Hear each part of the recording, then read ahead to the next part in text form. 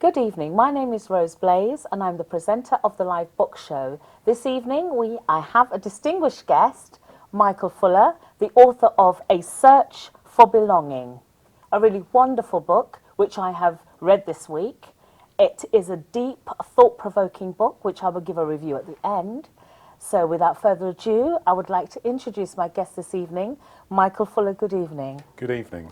Good evening. And thanks for inviting me on the show. It's wonderful. It's wonderful to have you on the show. I was going to start, and I usually start, Michael, by saying, can you introduce yourself? Can you tell us a little bit about yourself? But I would actually like to take the honour this evening to read your bio. Can I do that? Yes, please. Yeah. Okay, wonderful. Yeah. So, readers, here it goes. Michael joined the force in 1975 as a cadet. He then promoted through the ranks to become the Chief Constable of the Kent Constabulary in 2004 until his retirement in 2010, giving 34 years of service. In 2001, Mr. Fuller won the G2 Man of the Year in recognition of his personal achievements and contributions to policing in London. Having qualified as a barrister, Mr. Fuller was appointed as Her Majesty's Chief Inspector of the Crown Prosecution Services and holder of the Queen's Police Medal, and called to the bar at Lincoln Inn in July 2007. He was also instrumental in setting up the Racial and Violence Crime Task Force and constructing the Police Action Plan in response to criticisms from the Macpherson Inquiry considering matters arising from the death of Stephen Lawrence. Mr. Fuller had set up and commanded Operation Trident, which successfully reduced gun crime in London, working with the CID. Not forgetting to mention a plethora of academic achievements. He has a degree, 2 masters, 3 postgraduate qualifications, and 3 honorary doctorates, amongst many more accolades. Welcome, Michael. Welcome to the show. Thank you very much. That's fine. Wow. So you have contributed an awful lot to policing over the last 34 years. And I know that you have consultancy now. You're working in consultancy now. Okay, so can I begin, Michael, by asking you who you wrote this book for? Well, this book is a tribute to a woman I call Auntie Margaret. It's a woman called Margaret Hurst. She was the woman who looked after me when at the age of 18 months, I was actually placed in care. I was found in a house in southwest London. I was malnourished. My mother couldn't look after me. My father couldn't look after me or didn't look after me. And they were very much part of the Windrush generation. So because my mother couldn't look after me, I was taken into care, and I spent 3 months in hospital because I was malnourished. And then once I'd finished the period in hospital, I was then taken to a place called Fairmile Hatch and looked after by Margaret Hurst, who was the house mother there. And she looked after me from the age of 18 months right through till I was 16 years old. Wow, and that's brilliant. Thank you for that introduction. And looking at your... I ought to mention that the sad thing is that when I was 16, she sadly died of ovarian cancer. She was only 32 years old, but she looked after me all that time. So I owe her a lot, and the least I can give her is the book and my story. And I must say, reading the book, it was heart-wrenching. The first third of the book really is about your childhood. You know, it was about the lessons learned as a child. It was about, you know, how she parented you. And it was in such a way that you've grown up to be such a strong and resilient man. So, which I can honestly say. It wasn't just parenting. It was very much teaching me lessons that have served me well throughout my police career, and I illustrate in the book. You do illustrate it well in the book, you know. And, you know, honestly, with what you've had to face in terms of alienation, being, you know, talked about by our community, people in our community, black people in our community, looking at you as a police officer and thinking, kill the black one first in the riots, which I'll come right. to, Yeah. and police officers who ideally didn't know really how to speak to a black man on force. Yes. It was that time and whatever. But let's go back to you being raised in care. Yeah. Because I want to talk to you about the care and that influence on your life. Yes. Could you talk to us a little bit about the care you received? Because it certainly made you a warm man. Yeah, it did actually, and Yeah. I mean, the actual environment and the surroundings were absolutely idyllic.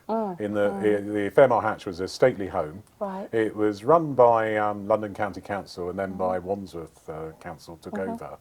But it was a big institution.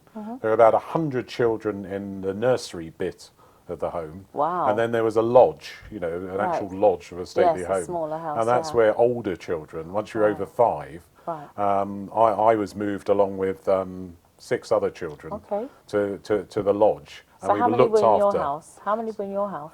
About 6, 7 Okay. children. It used to fluctuate. Right. But I think the thing is, even though the environment was idyllic, the irony is that none of the children wanted to be there.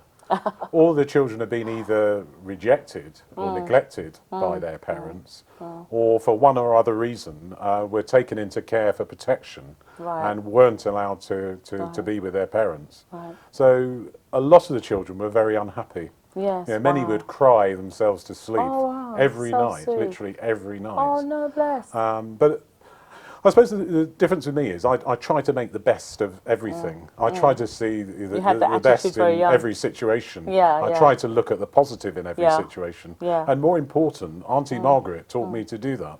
Yeah, she did. She did. I mean, I remember when I was first training in social work, I was working in Barkingside with Dr. Bernardo's, Yeah. and they had a similar sort of setup where they had a huge green with houses around this green, and there were about 4 to 6 children in each of these houses, and they each had house mothers. Yes. So it was a similar sort of model. Yes. So I'm familiar broadly with what you're speaking of. Yeah. Okay, that's because wonderful. this was one of the first models, though. Yes, This is one of the excellent. first times Yes. that they tried a very small setup and small unit. You did say. And very much like a family, with a house mother. In some cases, there were house fathers as well.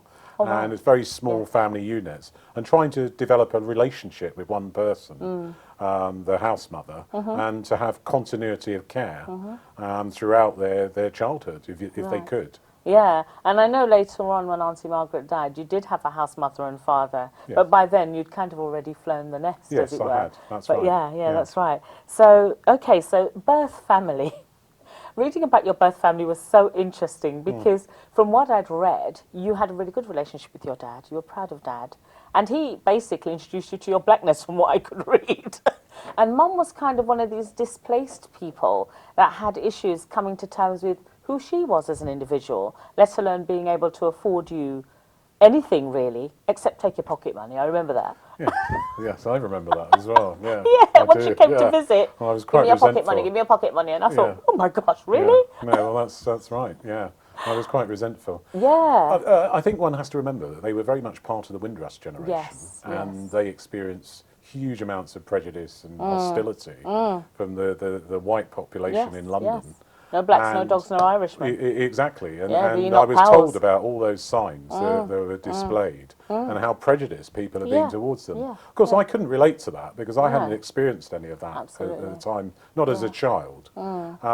You know, now with the benefit of hindsight, Yeah. I sort of understand that they'd had a really hard time. But I still feel, you know, a certain amount of resentment that I was rejected and not brought up by my parents, my Yeah. natural parents. I hear that, I hear that. But you did so well because from what I understood, you know, you really liked watching Softly, Softly. And there were other police shows when you were very young with Auntie Margaret, sort of curled up on the sofa. And then you took these bike rides and walks in the countryside. Yeah. And it really did sound lovely, you know, Yes. idyllic as you described it. Yeah, So, and it was. and it was, that's Yeah, wonderful. and it was, yeah. Well, it was for me. Yeah. So I should also make clear that some of the other children, their experience perspectives were quite different. They didn't enjoy Yeah. being in care. They wanted to be at home. In urban They'd London, been maybe. rejected Yeah. by their mothers or fathers for one reason or another. I mean, one girl was rejected because she looked so ugly. Oh my and then at goodness, 10 can you years imagine? old, the parents came back to visit her and rejected her again because they thought she was ugly. That So you is can imagine the such long-term, lifelong stupendous. damage that has Yeah, done of to her. course. That's awful. Yeah. And you know, talking about damage, I mean, as a professional myself, as a social worker myself, I could really identify with what you were saying about professionals coming to visit. You just wanted them to leave as quickly as they came. And they would talk to Auntie Margaret about you. You were there, Yeah. but they were just talking about you as if you weren't there. Yes. And I laughed at that because I thought, oh my goodness, a lot of young people, as you'd said in your book, nobody spoke to me. Nobody asked me what I thought. Nobody asked me about me. Yeah. And the consultation documents that were then formulated to try and combat this issue, in my view, still didn't always work. Because as you know, we've had a conversation and I've said, depending on the severity of the case, people were kind of preoccupied with that and still didn't really seek the view of the child readily. Yeah, well, in the book, there's probably some evidence of resentment Yeah, that I of felt. course. And a visit by a social worker, Auntie Margaret would tell me a social worker is coming to visit, my social worker Yes, is yes. coming to visit. And that was a big deal for me because they were very powerful figures, and very. they are Yes. very powerful And the figures. children know it too. And I knew it. I knew they were very powerful figures. Could take you away. They could take me away. They could move me. Yes. And that, so I knew it was a very important visit. But what was always very strange was instead of coming to visit me, they would talk about me in my presence. yes. So often I would have to be there. They would talk about me. I wouldn't be allowed to dysfunctional. interrupt. How And I did try on occasions and got told off by the social worker. How old were you then? Well, you can imagine all throughout my period Yes, in care, yes, true, I was yes. having visits by social workers. And so we're talking right through from the age of Right. 18. Obviously, as a baby, I didn't Yes. know. But So I mean, you left once there I at was what about age? 5, once I was about 5, You could and understand? I could understand what was being said, I was being spoken wow, about. wow. But never involved in the conversations and not allowed to be. And when I did try and intervene or give my view, Yeah. I was told off. Yeah. And accused of being far too clever for my own good. Oh my God, could you imagine? yeah. And I know it's an old term now, they refer to the Gillick competence thing, but from the age of 7 they say children can understand and Oh, are yeah. able to reason and rationalise for Yes, themselves. yeah. So why is it then that, they don't stop to think, actually, how are you doing, Michael? Well, Weirdest there was thing. no attempt to build a relationship with the child, and the no time, the always got a sys- rush. Yes, there was no time or inclination. Hmm. Not in the early years, Hmm. and that it made me very fearful of these Hmm. visits as to what would happen. And then there were strange experiences with criticism from social workers who didn't know me at all. Yeah. I mean, one woman Wow. said, "Oh, you're not black enough. Here's a book on Malcolm X. You need to read this." And this is when I was older. really? And I said, "Well, why?" And that, Yeah, why- you why- don't know me at all. Yeah, exactly. And so she gave me this book on Malcolm X, which I did read. But Right, I yeah. couldn't relate to, the no, extreme The ideas. extreme ideas, Yeah. unlike Martin Luther. Yeah, unlike Martin Luther King, which Yeah. I also read and Yes. had read. Yes. So peaceful. I thought they were quite strange figures and very much part of the authorities Right. and people to be feared. Yes, and a lot of children, I'm very mindful. Even now, I'm still very mindful of the power dynamics. The power that we yield, as social workers, and it really can be quite distressing for families. But I mean, what I would say is there were some things that did work for me. So I want the book to inspire. Yes. And that's why I've written the book. Right. I don't want people to go away. Right. And there were certain things that worked for me that haven't for other children. So I had that continuity of care right from the age of 18 and a half months Right. through to 16 16, years, yeah. which gave me stability. Yes, Even exactly. though on the way there was always this uncertainty. Yes. Would I be moved? Would I be moved away from my 2 brothers who were in care with Yes, me? yes. Now, some of the social workers threatened that.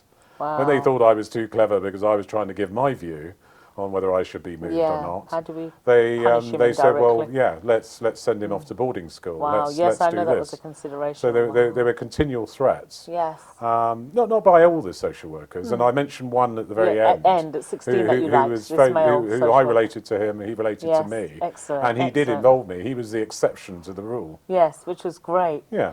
So Thank you for that. So it can, That's no, really it can be interesting. done, and that. Yeah. But the point is, when it is done, the beneficial effects are just so powerful. Yes, exactly. Yeah. And continuity of care is so important, and so many children don't experience that continuity, because, for whatever reason, they're moved from placement to placement, Yeah. they become more dysfunctional, more Yeah. institutionalized, Yeah. and they're still being moved from pillar to post. And then, in adulthood, this brings about huge complications. So I Yeah. understand that. I can definitely go with the continuity and the stability of continuity. The other thing that worked was the boundaries that were set Yeah. by Auntie Margaret. Yes. So the boundaries were very wide, Yes. which was quite bizarre, bearing in mind I was in care. I mean, I literally could cycle off into the woods by myself. I didn't have any fears. I think Margaret had warned me of dangers, Yeah. the usual thing, don't She go speak to encouraged strange men. independence so young. There were things that, she said don't do, which Yes. I sort of observed. But she would also say, make sure you're back at 4 o'clock. Yes. And I would always be back at 4 o'clock. Excellent, excellent. Because it was just not But worth the it. social workers didn't agree with that. Well, No. no, they didn't. No. No, why are you letting him go Yeah, off into the yeah, woods? It's yeah. child protection issues, Yeah, blah, blah, blah. yeah. But, like I said, you lived in a fairly safe neighbourhood. And there was It that was trust. a regular practice. She trusted me you. to basically do as she And said. encouraged independence And with encouraged you, very independence. young. And not very just young. independence, but more important, self-reliance, which I Yes. didn't know what that Yes, meant yes, as it's a true. child. It's but, true. but it did develop self-reliance, and I wasn't fearful of Yeah. going off eventually when I was able to France by myself. Yes, at 13. Yeah, but I'm not sure whether I told you the story of the fact that when I was at school, at junior school, our whole class went off to France for a week. You did And mention it in the book. I was in care, and couldn't- the care home couldn't afford Yes, for for me you to to go go. off for a week. So You I did was back mention it. classed Yeah. and with Yeah. younger children, Yeah. which I was very unhappy about. know. Margaret's response was, well, don't feel sorry for yourself. Why don't you teach them French? You know more French than they do. It's true. And She teach didn't them- encourage you to wallow, did she? No, At not all? at all. She Not wouldn't. at No all. self-pity, no Yeah. regrets. She might have seemed a bit harsh, but she really wasn't. No, Because, no. for example, when they brought out that show, what was the name of that show? Alf Garnett. Yeah, Alf And at Garnett, first yeah. she was saying, "Oh, it's just silly humour." death us do part, But she yes. could see you weren't having it. Yeah. And rightly so. Yeah. You were offended by it, so she stopped watching Yes, it. yes. So although Yes. so Yes. she was very in tune with you emotionally. I felt Very much. Yeah. very much so. Yeah. So having read all of that, having said all of that, what inspired your success? And I've said here, every effort is made to encourage best outcomes for young people, which is true in the care system. You consistently performed and excelled in school, which you did, and in athletics particularly as a child. Yeah. So could you tell us more about what you felt inspired you in all of that? What inspired you? Well, I mean, ultimately, I was just trying to do the best I could do in the circumstances that were available. Okay. And I think the thing that Margaret impressed upon me was never give up. Yeah. So you've got a brick wall in front of you, find a way over it. If you can't get over it, go round it. Can't get round it, you go under it. And if worse comes to worse, you ask somebody to help you get over it.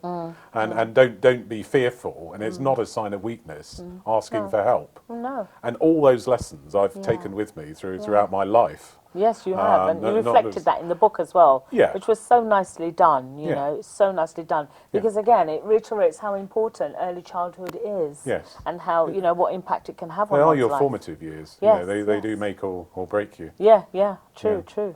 So thank you for exploring your early life with us. So we're going to move forward a bit, and I'm looking now at challenges outside and inside ranks. Yes.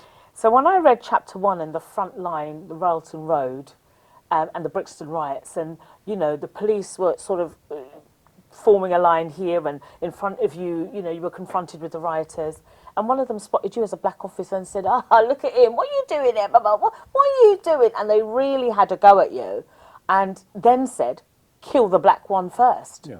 And I thought, what? I was like, what are you saying? And then I'd read a little bit later on, and I'm going to read this. You listened while sitting amongst officers on a bus, awaiting instruction to confront the rioters, who were ridiculing and cursing back people passing by. And you were sat amongst that. The mental, I can't even imagine that. So I've said you were alienated. And this is what you spoke about, being on neither side. You're Yeah. being rejected by those wanting to kill you first.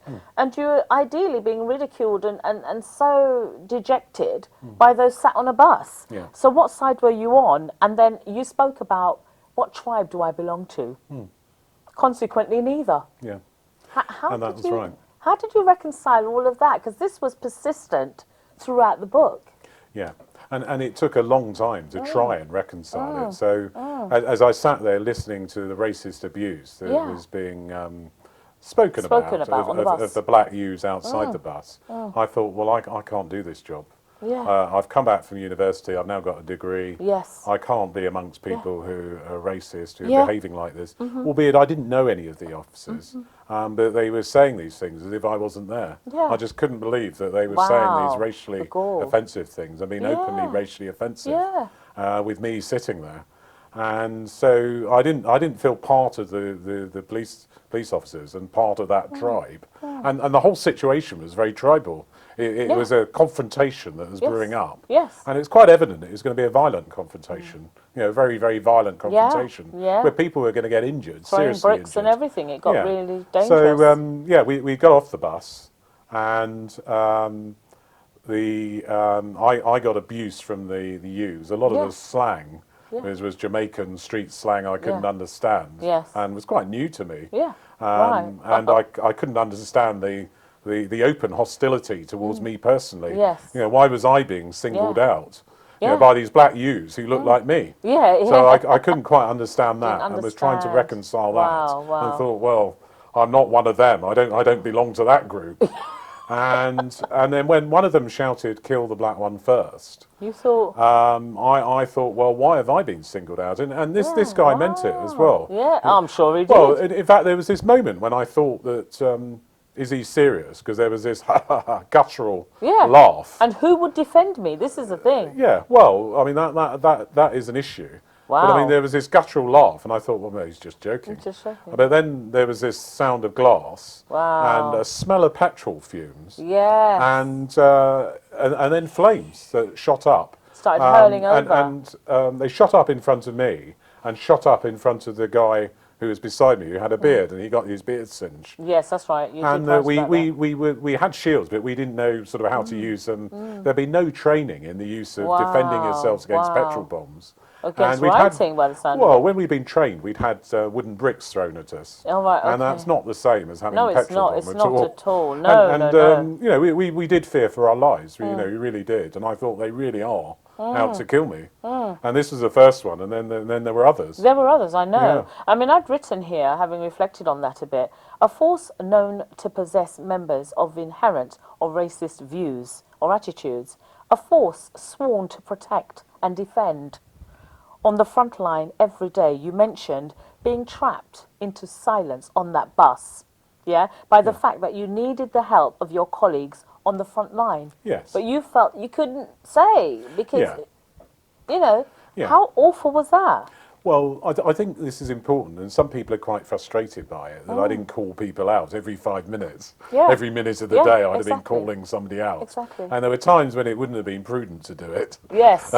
When No, you're looking no, to obvious- people yeah. to help protect Yeah, you. yeah. And If working I in the tripped job. over, you know, then I'd have relied on colleagues to protect me, to Yes. save me, and save my life. Yes. So, you know, there's a time and a place to call people out and to challenge racism. But I was never somebody who would just let things go.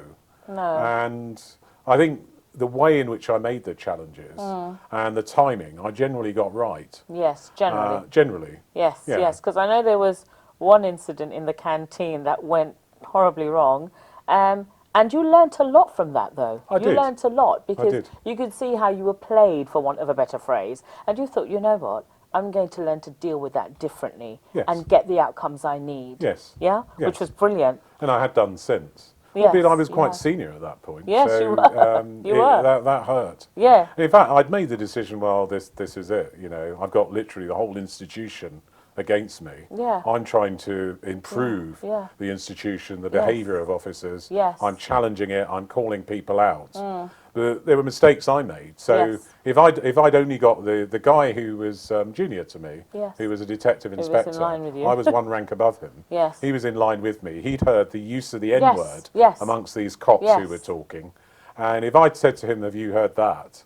He And, said, and then made the challenge. yes. Then, you know, having checked that he'd heard it Yes. first, First. and then making It might the have challenge, ended differently. it might have ended differently. But where they all kind of then said in retrospect, well, I'm not sure, I didn't think so, I'm not sure. And I could imagine you must have felt really. Well, they said they were Awful. talking about Nikki. And Yeah, that that's I was right, wrong. Nikki, not niggers. I'd misheard. That's right, that's I'd right. misheard what they Yes, said, I recall. and that I was the problem. Yeah. And I became the problem. Yes. So wow. there was me challenging racism in the canteen, yeah. and I was the problem. Yeah, You know, in terms of everybody in the police station. You're all right once you were quiet. But the minute Yes. you seek to defend, you're the Well, problem. or challenge Wow, behaviour or to that challenge, was, yeah. that was wrong. Yeah, yeah. So I was fed up at that stage. Yes, And yes. that very fed up. That said, I think the one thing that is important is that there were allies. So my boss at the time Yeah. was definitely an ally. Simon, is that Simon? No, this This is is another another. boss. Yeah, Right. this is the guy who's in charge of the whole police station. He'd invited me there to reduce the crime, Right. which I did successfully. Yes, you did. But he also is still a friend, but was a friend. Yes. And I knew that he was on my side, Right. but there had to be due process Yes. in the way things were dealt Yes, with. yes. You know, which is true in Yes, terms of the way no, I cops deal understand with that. I things. definitely they got have that. to operate within the law. Yeah, yeah. And they should operate within the law. Yes, yes. So the same applied in dealing with these officers. There had to be due process. There was an Yes. investigation, Yes. and it didn't come out in my favour. No, not So at I that was time. seen as mistaken. Yeah. And one of the lessons in you know you learnt was well actually I think it just happened by default of Simon being in your office at the time that these junior officers Yes. were walking past bananas, and then walking off, and you coming out. What did you say? What did you say? What, sir? And they were basically taking the mickey. Yeah, they were. Yeah. And but Simon happened to be in the office that particular day. And Well, heard he them. did. Yeah, he did. And the thing is, I knew the importance of having a witness. Yes, exactly. And particularly somebody white as well, Yes. who clearly had no allegiances. But he supported me. Yeah. In fact, he's somebody I contacted when I wrote the book. And, Yes. you Okay. know, Wonderful. Yeah. To verified, recall, just the, to the yeah. memory and the facts. Yes, yes, excellent. So the question arose for me, who is the enemy to the black recruit, the black community whom these young people represent? So I suppose for me, I'm just wanting to know, because you were deemed as oversensitive, I've got here, and you wrote quite rightly, as white officers thought they meant no harm, so did no harm. I liked that. And Mac's Barbershop was seen as a place of solace for you. Yes, You it know, was. which is the barber you went into. You didn't tell them you were a police officer. This was the there. Black Barbers, yeah. Yeah, this was. South But West the London. son yeah, Fulham. suspected that you were a police officer. Yes. But you didn't say anything. Oh.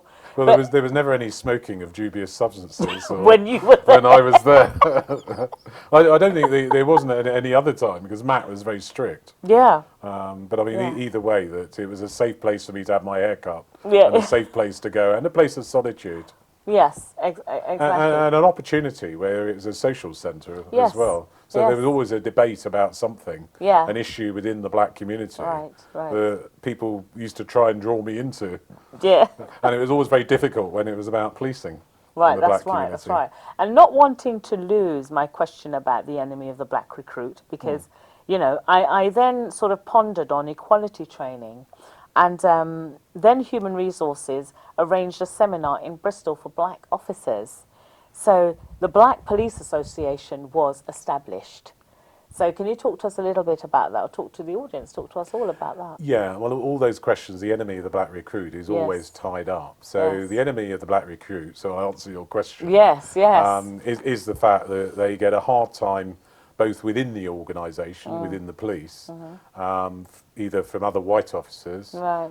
their own colleagues, and that's not always done in a vindictive way. Sometimes it's done jokingly, but you get worn down by the jokes. Yeah. And I'm saying this can happen. It doesn't happen to everybody. Yeah. But they also get a hard time when they go out of outside the organisation, Yes, yes, and they're in the dealing with the street. public. Yes, on the And they beat. get abuse and flack from members of the public. So they get it from all sides. And hence, as a result, the wastage, what's called the wastage rate, the retention rate, Yes, is officers worse leaving the force. for black and Asian and ethnic minority recruits than it is for white officers. Who represent so little in the first instance. Yeah, but exactly. And it's still an issue now. Yeah. So the retention rates, the wastage rates are still worse Yes. for black officers in particular. Yes. Now, it's hard enough to get them to join. Yes. Because of the fact that how black people view the police. Yes. But I always feel that the police and the government should be doing a lot more to retain these people. Yes. And be putting retention strategies in place. Yes, I agree. To try and retain I agree. these really important staff. Because I was speaking to a group of panel of young black youths on policing not so long ago, 2 or 3 months ago. Okay. And they said, we want the police force to look like us. Right, And I said, well, why don't you join? And I said, oh, God, we wouldn't do that. But, I mean, they do. They want an organisation that's not seen as an alien force. Where they see themselves reflected. Where they see themselves reflected, and these people are part of their community. Yes, yes. Which, of course, was my experience. Yes.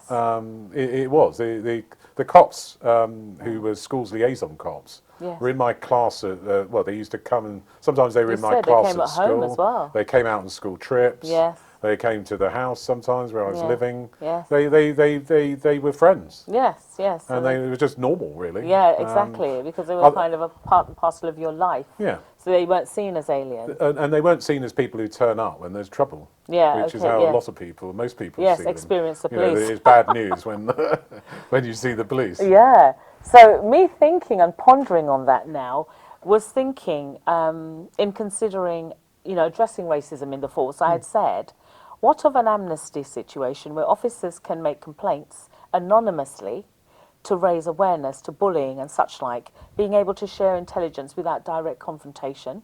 That was the first thing, and I don't know if there is that, but you'll soon answer. Senior officers utilising training as a means to discuss these concerns regularly, if proof provided, officers then to be confronted in a supervisory capacity or something like that, and assigning a diversity officer to each station whose role it is specifically to implement and review safeguarding measures to protect vulnerable officers and investigate issues presenting. These officers answering directly to an equality board of sorts or somebody independent. So, I mean, I don't know. I know in the book you did speak of efforts made to try and make it easier for our black colleagues, your black colleagues, to say, this isn't working for me. I'm depressed. I don't know what to do. I don't know if you want to speak a little bit about that.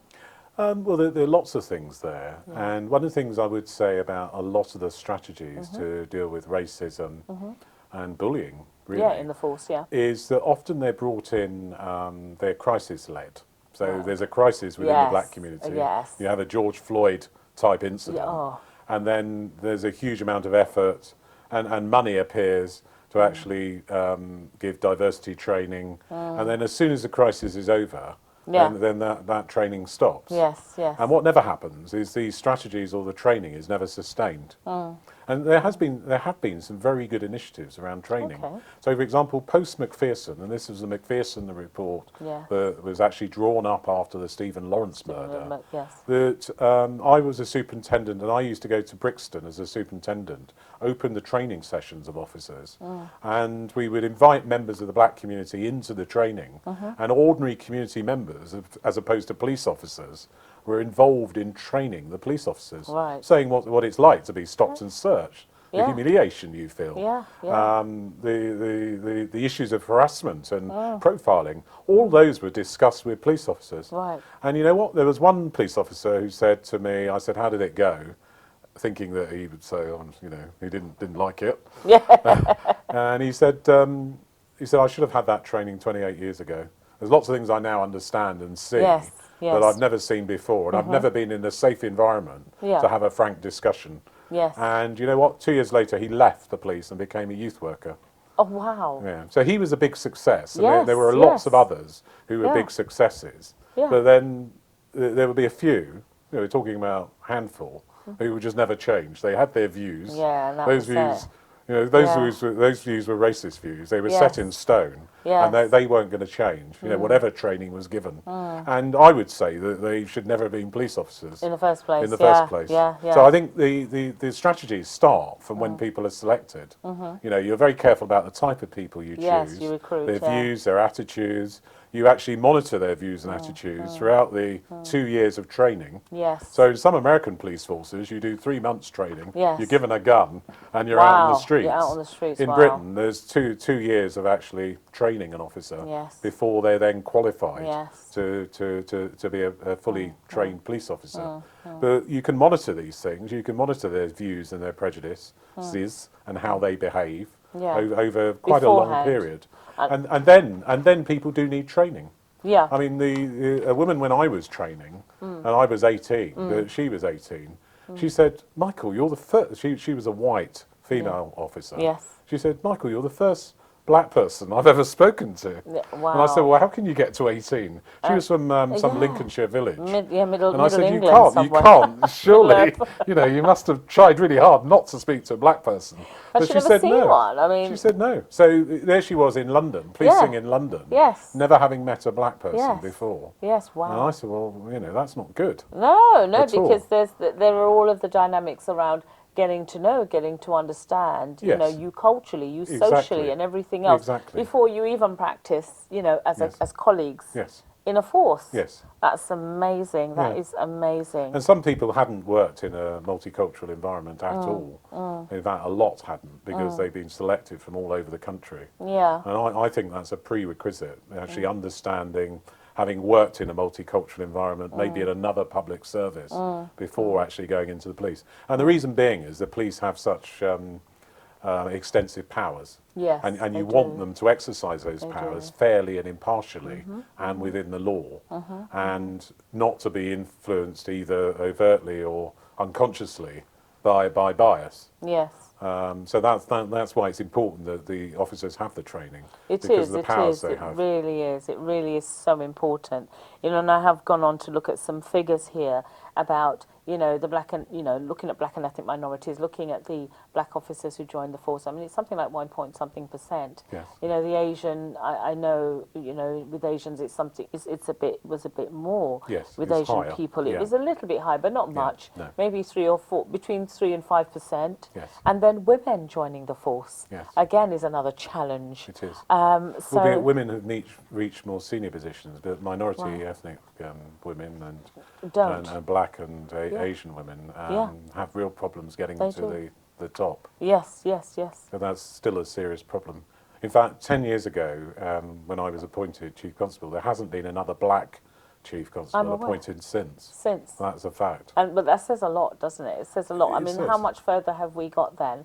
How much I think further we've got a has, long way you know, to go. the constabularies and the Met got in terms of having people? I mean, you want people to join the force. They need to be seen and represented within the force. And it's not really happening, and things haven't really changed. No, So that to me is a real issue still. it is. It is a real issue. But one of the stories I liked reading, just in terms of you recognising the importance of connecting the community with the force, is you were walking through a council estate, was it in Battersea? Yes. And you could hear the steel pans, and so you didn't want people to see you dancing, so you started walking in step to the music. that's I true, loved yeah. that. I Yeah. thought, go on, Michael. Yeah. You know, you were looking for a way around it.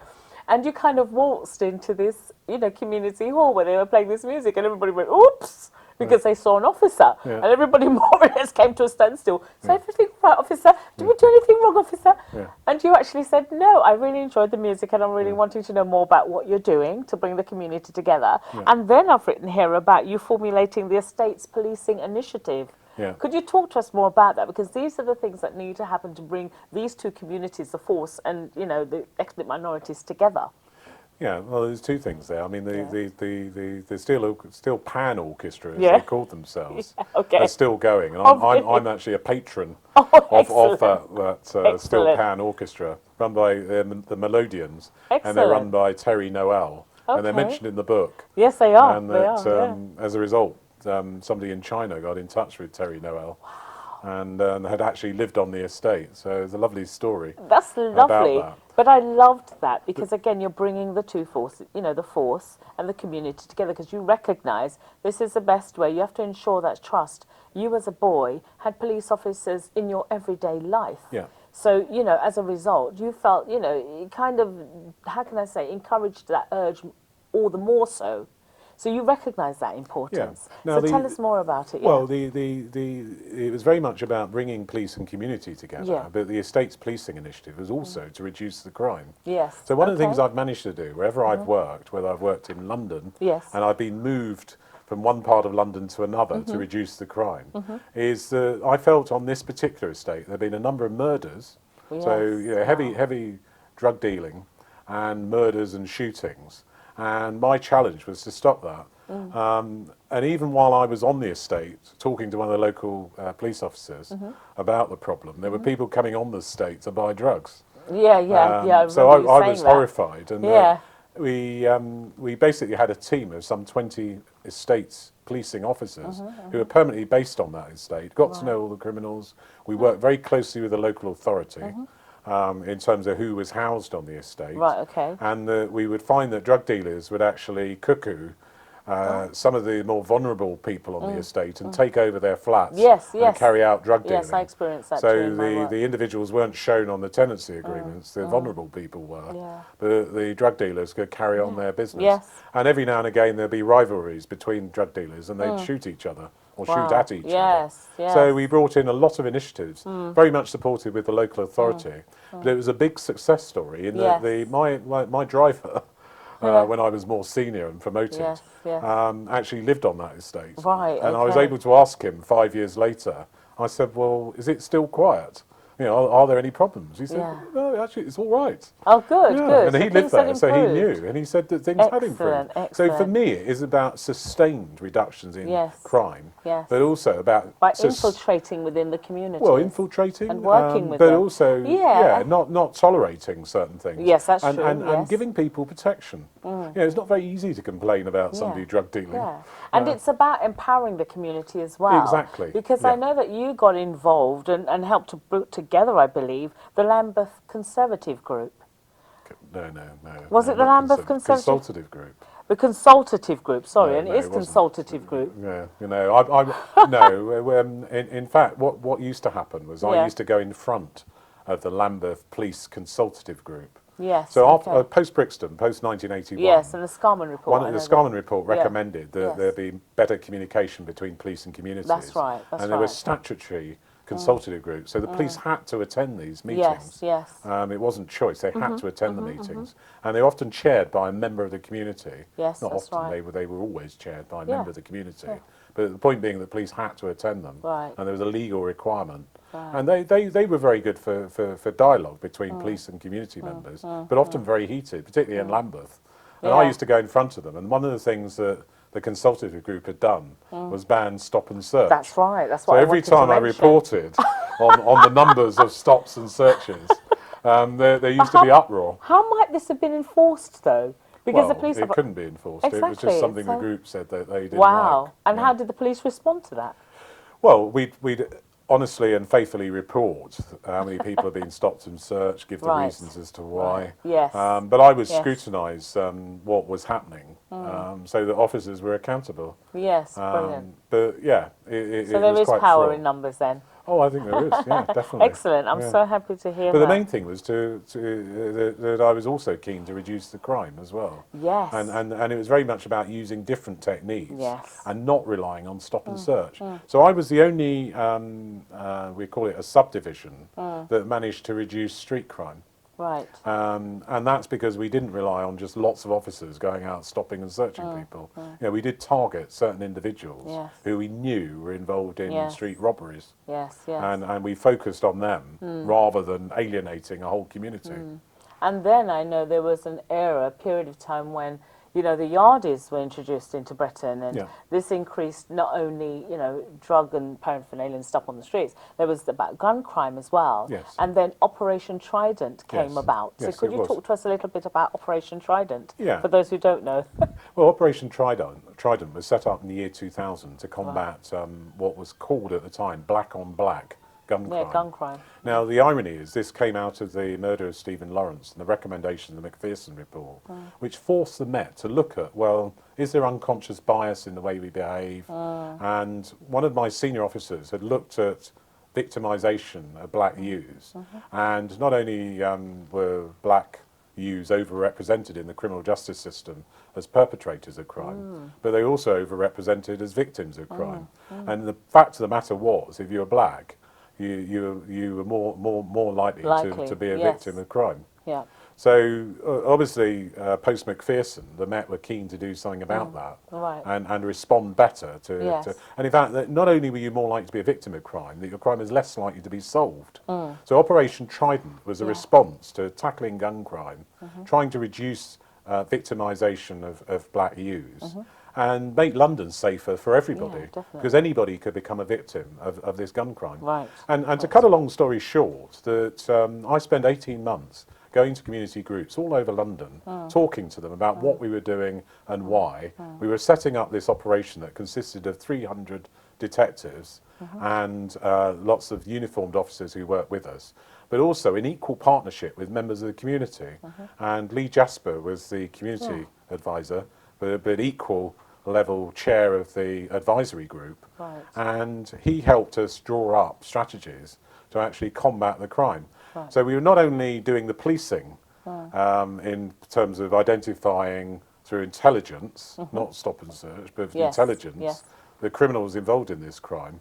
But we were also looking at preventative initiatives where we looked to the local authority youth services to help us come up with preventative strategies that would be long-term and sustained in actually reducing and deterring young people getting involved in gun crime. Yeah. Definitely. So it took about 5 years to actually have a huge impact on the Yes. problem. Yes. But after my 18 months of going around community groups, the Commissioner said, well, what have you got? Yeah. And I said, well, we're actually inundated with intelligence. We've got over 3,000 pieces of intelligence now. Yes. We can now start this operation. Yes. And a lot of this information needs to be responded to very quickly. You know, Fred blogs, or there'll be a street Yes. name as so-and-so is going to shoot somebody else. So the Right. quest for us would be to stop that shooting Yes. taking place and actually save a life. But there was huge community support. There was, apparently, yeah. There that's what I'd there read, was, that's you what I'd know, read, it yeah. was, I think, by any measure, very successful. And the support was absolutely phenomenal in tackling this problem. And I know that after the 5 years of it, you know, you getting this under control, you know, I know senior officers at B said to you at one point, okay, so we can now begin to withdraw, and blah, blah, and you were dead against that. Yeah. You said, no, you need that consistency of involvement. Yes. So where are we with it now? Well, you know, there have been cuts, there's been austerity, there have yes. been severe reductions in police officers, and not surprisingly, crime has crept back up. Yeah. And that's what happens when the police withdraw from the communities. Which is what you were saying. Yeah, it was what I was saying. So what now? What now? Well, in I terms think of you have to gun recover crime the in ground London? Yeah. and prepare the ground, and there has to be far better dialogue between the police and communities. And the police have to work for the communities. They have to serve them, Yes. and that is, you know, they are a public service, and they have to provide protection as well. Right. They are there to protect people, whether they're vulnerable, they might be female victims of domestic abuse, children who are at risk of being abused. They're there to provide a protection. They're there to give a service, and they need to Absolutely. realise that. And that's something I impressed on the officers at Kent. When I was in charge, I could ensure that happened, and that was a Yes. role of the police. Yes. But not So- everybody saw it like that. So in the instance that you're not there as a senior black officer making these changes, understanding why and what needs to happen, what in your view is the state, that maybe it's too big a question, but what in your view now is going to happen in terms of, you know, recruiting black officers, addressing issues and, you know, spoken about by black officers? Where is that now? Well, I think the fortunate thing is the government have appointed me as an advisor. Ah. So I am sort of giving official advice to government in that they are Okay. listening.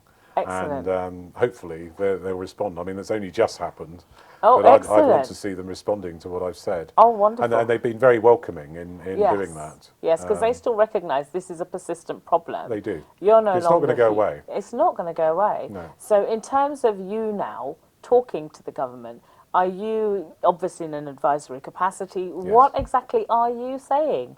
What are you saying? Give us. You can't say. possibly say that. Oh no. Well, all the things that I've said to you. all the things that actually. you said to me. There's- Absolutely. There's no because secrets between you and No and me. secrets between me and you. No, no, no. I mean, a lot of my thoughts on these issues are Yeah. in the book. They Yes, really are. they really are. They I really mean, I are. haven't tried to cover all the ground. It is a memoir. Yes. Yes. But I think, it is about sustaining things that work. Actually identifying what works, funding it, Yeah. but not funding it short term. Yes. A lot of political timeframes are five years. There's a change of government, new Yes. government comes in, Yes, that very too. different view, And there's funding's then COVID. stopped. I mean, Yeah. everything is just so restrictive now. And ultimately, I like preventative approaches. So with Trident, the idea was not just to capture the criminals. It is that how do you prevent Early sort of younger... intervention, yeah, isn't it? exactly, an early intervention. Yeah. So, So- through education, you think? Or- Yeah, well, education is vital, really. It is vital. As a sergeant, when I used to be a desk sergeant, as a cop, I used to be surprised at the number of people that we were dealing with who'd been arrested, who I would say, just read your rights here. And Yeah. they say, I can't read. And I say, Oh, my you're goodness. 16, you can't read. But there are so and they say, many. no, I'm sorry, I There are can't so read many. that. And I say, oh, I'll read it out to you. This is a real Well, I used to issue. be shocked, but there were lots and lots Yes, of people. yes. I mean, literally every day, Yeah. I'd be reading Key out stage fours something. people can't read up Yeah. to, so they can't access examinations either. Yeah. Or, you And, know. and of course, it affects your job prospects for Yes, of obvious course. reasons. And Cuts you off from I the ju- I just- economic chain. Yeah, I just always thought, well, gosh, we must be able to do something about this. Yeah, And yeah. some people couldn't even sign their names properly. is the They would thing, do a this squiggle, is and the I'd say, thing, no, this is the do a proper thing. signature. So education in schools, do you think? Starting at school? Schools are vital, yeah. Yeah. But it's almost about people not leaving school, but education continuing Yeah, until 'cause- they've reached a certain standard of literacy. Right. To give them a chance, to Yes, give them exactly. a future. You think I didn't have any advantages. In fact, quite the opposite. Yeah, But the quite point the is, I grabbed every opportunity I had to learn. Education was vital to me. Something I've impressed on my children. That education is vital. In fact, it was probably the one thing my father did right was that he wouldn't look after me and didn't look after me. He was very irresponsible. But when he did visit me occasionally in the children's home, he would give me books. All right, okay. And I remember him giving me a dictionary, and I treasured that dictionary, Wow. looking up the meanings of words. Yeah, And yeah, people yeah. used to think I was a bit He strange. understood the importance of education. I'd be trying Because- to read the newspaper at Yeah. about 7 or 8, Oh, bless and looking you. up words in the dictionary that my father had given me. Yeah. But either way, he impressed upon me the value of education. Because this, and this is so brilliant, and thank you for sharing, your memoirs overall. But I am really kind of coming back to, how do we create a society that is more trusting of the police, or certainly where young people of all, representing the whole diversity structure, wanting to join the force, wanting to become part of the force. So education is a way forward, I agree. Yeah. And again, in what capacity? Does that mean officers only be... Because officers police and patrol the corridors of schools. Yeah. To me, that's just perpetuating and just, compounding what's already an issue. It's more perhaps about the officers coming into the classroom. And I don't know, whether it's citizenship, something, just having lessons of sorts that can... Do you see what I'm saying? It's just I think- making I them think you more need to- normal. I think you need to do all of that. Yeah. I think ultimately, what I feel is important, I used to impress upon the officers in Kent when I was in charge, Yes. was the police officers have got to treat people properly. They've got to treat people with respect. They've got to treat people within the law, and they've got to treat people professionally. Because all those things create the biggest problems for the police and the image of the police. Yeah. And of course, if you're a black young person thinking, shall I join the police? Often they speak to people who are in the police and they'll ask them, well, what's it like? And if they give a good story, then they'll join. If they say, well, it's horrible, I'm getting treated badly, I'm being bullied, Yeah. I'm subject to racism, Yes, both yes. within the force and outside the force, then obviously they're not going to join. Yeah. So you know, you need to tackle all those issues. So when I was in Kent, I actually put a huge amount of effort into tackling all those problems, ensuring proper treatment by the police Right. of whoever they dealt with, Yes. and ensuring professionalism. But also ensuring fair treatment within the organisation. Yeah. And that's quite wide. I mean, it is about promotion, it is about advancement, it is about progression, it is about retention and retaining people. That's right. That's right. So there's a lot that needs to be tackled. But well, whether I was totally successful, but we had an increase in black and Asian and minority ethnic officers joining without us even doing any advertising. Because I knew that the best advert was for people to ask people who were in the force, Yes. Yes. what's it like? And you representing. Yeah. You know, and they, you know, you're visual. You know, they're thinking, yes, there I am represented. Yes. Yeah. So Yeah. that helped. Well, and of course, you. it mattered how I behaved. Yes, of course. Because I recognised that I was a role model, whether I liked it yeah, or not. you were. So I had to model the behaviour that I was looking for. And I was prepared to speak to anybody and everybody. I would go out on patrol with the officers. I would talk to my staff, who are police officers, but also police staff as well, out on and actually understand the challenges they faced. Yeah. And it is a very dangerous job. I mean, it's grown increasingly dangerous with the advent of terrorism as time's gone on. Radicalisation also. Radicalisation. Radicalisation Yeah. and those issues have all got to be tackled. And we've got to be implementing preventative initiatives Yes. to tackle those All of issues of those. radicalisation. Yes, yes, keep officers safe. Wonderful. Thank you so much. We could go on all night, but I really, really am thankful to you. And I know that you did, is it an epilogue, you know, where that you kind of review things that you Yeah, really sort of wanted an to know about? afterword, yeah. Do you want to talk to us a little bit about your epilogue? Because it was interesting. Yeah, that was probably the most difficult thing to to write, write. actually. But I Okay. felt it was very important. I mean, there were certain things that I couldn't neatly tie up. Yes. So when I'm doing an investigation, I like it to bring it to an end Yes. and neatly tidy it up and Understand what's gone on and how understand it's been what's gone resolved. on. And yes, exactly. But I couldn't with the book. There were certain issues with Margaret Hurst, Yes.